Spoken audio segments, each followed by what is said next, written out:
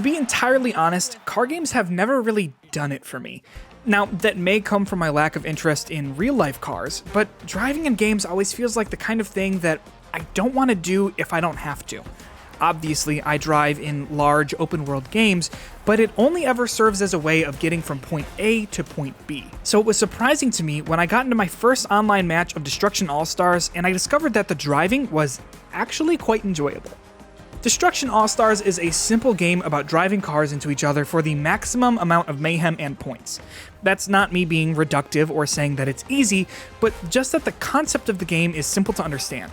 It's straight to the point, works relatively well, and is explored thoroughly through the game's 4 main multiplayer modes. If you've ever seen a Destruction Derby and thought, I would love to get in on that, then this game is for you. British developer Lucid Games has worked on a small handful of driving games in the past, most notably Need for Speed Payback. So I had confidence when booting it up for the first time that the driving in Destruction AllStars would work pretty well.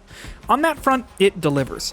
Each individual car type feels a little different. Smaller, more aerodynamic cars move fast and make tight turns, while bigger, bulkier cars hit hard and have more health, but take more time to accelerate. These differences are basically what you would expect when looking at the game from a surface level, but the balance for all the regular cars works really well. That said, we don't play a game called Destruction AllStars to politely drive cars around an arena.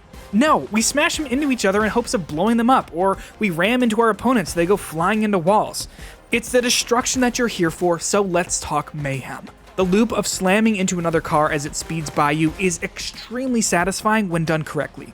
Lucid Games understands this, so they included a boost mechanic to help get the maximum amount of smash for each collision. There are 2 types of boosts for regular cars. Forward boosts, which as you may have guessed, propel you forward, and side boosts, which help you slam into cars to your left and right, or allow you to narrowly avoid being slammed yourself.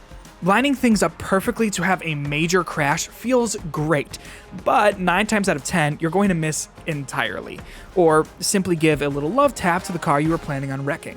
That's not entirely a fault of the game, as skill and practice definitely play a part in it. However, the boosts are mapped to the right thumbstick, which means that when driving, there is absolutely no camera control.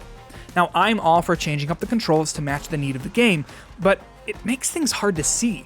Because you can't look around, you also can't see if anyone's following you hoping to get the jump, so the only way to look behind you is to use the handbrake and pull a 180 to change direction completely.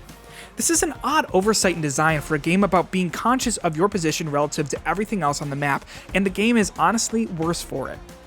Destruction AllStars is about the mastery of momentum and angles, so if you're struggling to get those things right, you might have some trouble with the game.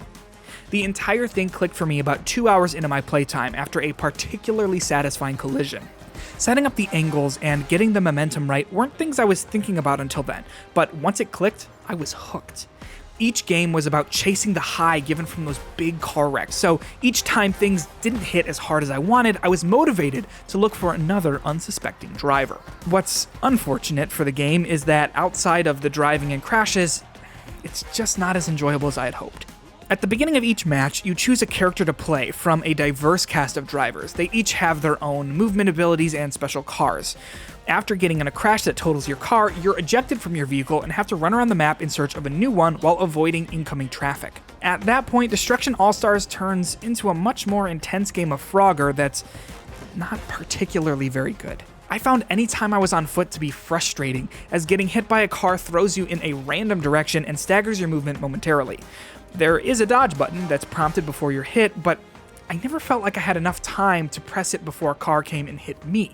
On instances when I did feel confident about my dodging, I got hit anyway.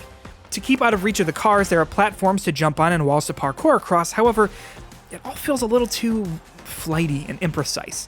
I found myself having to jump a few feet before I thought I should because I was falling off platforms before they ended.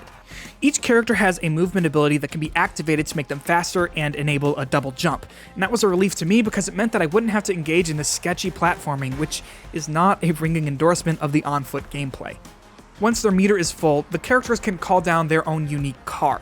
Now, I had mixed luck with the characters. Some I really liked, such as Hannah and Genesis, but others like Box Top and Ultimo Barricado either didn't have special cars that I liked or were far too slow.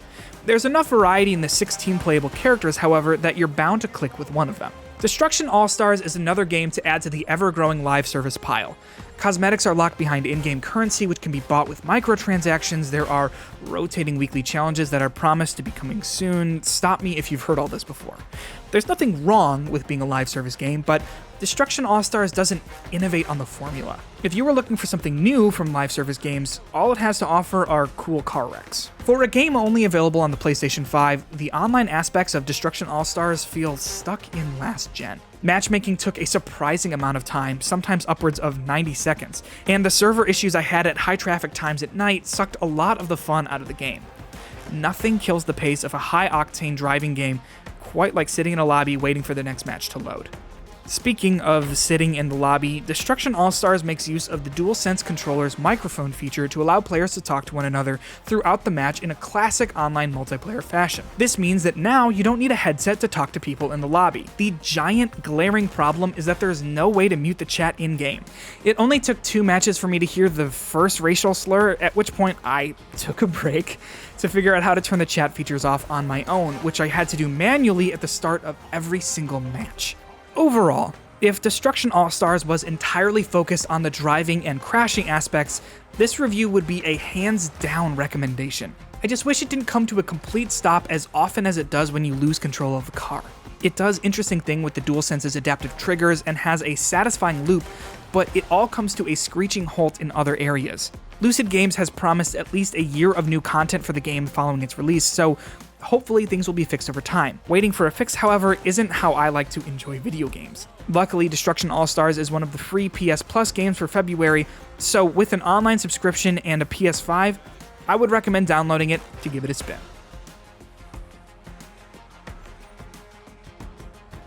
What do you think?